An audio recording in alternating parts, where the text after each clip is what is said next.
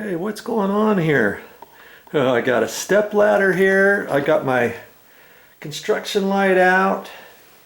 Oh, I've got a new light fixture I'm getting ready to install. But before I install that, I've got to install a cut-in box up here. See, this is how the old, when I took down the old light fixture, this is what I got. See that big hole there in the wall? There's no junction box back in there. Whoever installed it initially 15 years ago, they cut a big old hole and fished the wire out, and then they had to install the light fixture housing with plastic anchors and all that kind of stuff. When I took that old light fixture down, that's what I had, just like that. And by code, you're supposed to have it in a junction box, and I thought, what to do?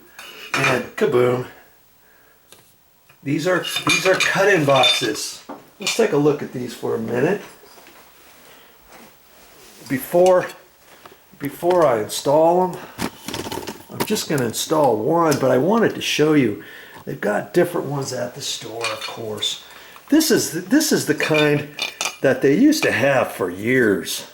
The only type of cut-in was something like this. You would cut the hole a little bit smaller than your outside edge, and then you would see the screws on the back side of that screw this in. Well, you want to give it some slop like that, and then as you're pushing it in, you kind of depress this a little bit with your fingers, and then as you're pushing it in, this will push in through the sheetrock, and then it's supposed to pop out on the outside of the back side of the sheetrock. Like that, see, as it goes out like that. Okay, then you tighten up the screws, boink, and then that holds the front. Okay, well, I'm not going to use that kind. I saw this one at the store, and it's got these little flaps, like here, see? It's like a, if you've ever had to install any electrical cut-in single gang junction boxes for an electrical outlet and stuff, they're like this, and they have the little wing nuts for 2-gang light switches, 3-gang light switches. I've even seen 4-gang light switches with these, and there's 3 of them here, see? 3 of them like that.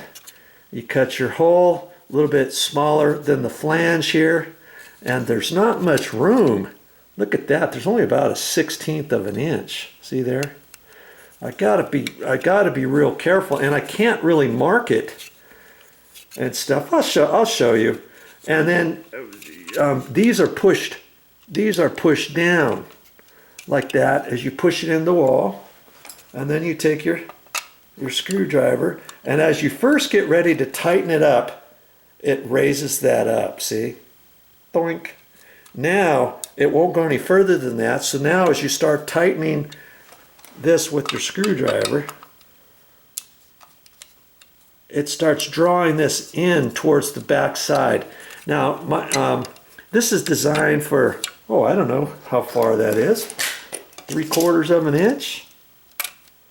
Oh, there's 7/8, and you could even loosen it a little bit more and go a little bit further in case you have 2 layers of 1/2-inch sheetrock. Sometimes tenant separation walls might be 2 layers of 1/2-inch sheetrock. And did you know you can get sheetrock 1 inch thick? Yeah, or you can put 2 layers of 5/8 sheetrock together. You know, if you're using it for a sound wall, firewall, whatever. Okay, so those come out, and then it draws it in, and these are on. They're kind of strong, and they're kind of cool. They're not attached up here. They used to be attached there, and you'd have to break it with your screwdriver and stuff. But as you push on it, it deflects a little bit. See? And I used to pull these out. Like, I've only got 1 wire up there. I would push this in and grab my pliers and take it and twist it out. Then it leaves a hole, and then your wire isn't in there nice and tight. It'll still slip out of the back side of the box into your wall, and you want all of your sheathing of your Romex cabling sheathing going through here, okay? And then that's going to hold tight to that, and then you'll have your other wire in here, and then you can do whatever. So see, I'm going to have to depress this a little bit. It's kind of stiff. I might take my screwdriver on it and push on it a little bit here. I can just gently push on it a little bit, you know, just to give it a little more oomph. And then I can go through it, okay? So then I can figure out which one. So you push your wire up through there, screw it in there. So if that's what you want to watch, that's my video that I'm going to be making. And it might be a video series. I don't know how long it's going to take me to put that in. It shouldn't take me too long. But you remember the hole that I've got up there? See?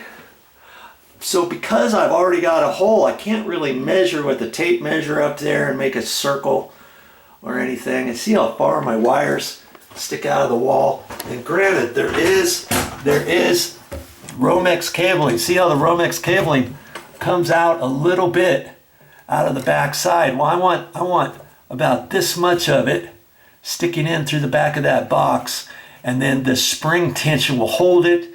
And then with all this wire here, I can fish it all back in the junction box, or I can cut those wires off and get ready to install my light fixture. Okay, so this video is just about how to install a cut-in light fixture junction box. I won't be showing you how to install a light fixture. If you want to watch that, it'll be on my channel under the electrical. You go to playlists, go to my main YouTube channel, and then you'll click on playlists, and then you'll scroll down to electrical know-how or everything electrical or something like that, and all the electrical videos I've ever done on my YouTube channel will all be there. You can scroll down to the ones that you want to see. Okay, that's how that'll work, but that's going to be coming up on the next video series. So hey, stick around. If you've never installed one of these, it might help you out by watching this video series. I'm already out of breath. I'm not as young as I used to, my word. Hey, so I forgot to tell you, before you get up there, what I like to do on these is I like to flop that out, screw this in with your Phillips screwdriver first, and then loosen it back and draw it back all the way. That way it makes this screw easier to go in and out. Sometimes it's really hard. You get everything done and you think, oh, I'll just push this in there and flop these up with your screwdriver, start tightening these up. You might think, man, this screw is hard to go. And it might be because this is cross-threaded, or it's just hard, and this might be flopping over a little bit or something. And you might think, okay, how far do I have to screw this before it gets tight? You know? And so just do your homework, check it out. Now, you can't screw this in too far because there's a little catch in there. If you screw this in, if you think, oh, the wall's only 5/8 or 1/2 inch, I'll screw this in till a long 1/2 inch, and then I'll flop it back. Well, you can't really flop it all the way back because the screw has to be out all the way for this to fold down flat.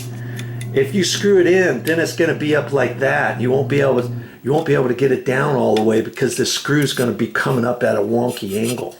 You see what I mean? And so I've already done that to all these, and I'm good to go. Now the next thing is, how am I going to mark that hole? Because there's already a hole up there. I'll show you.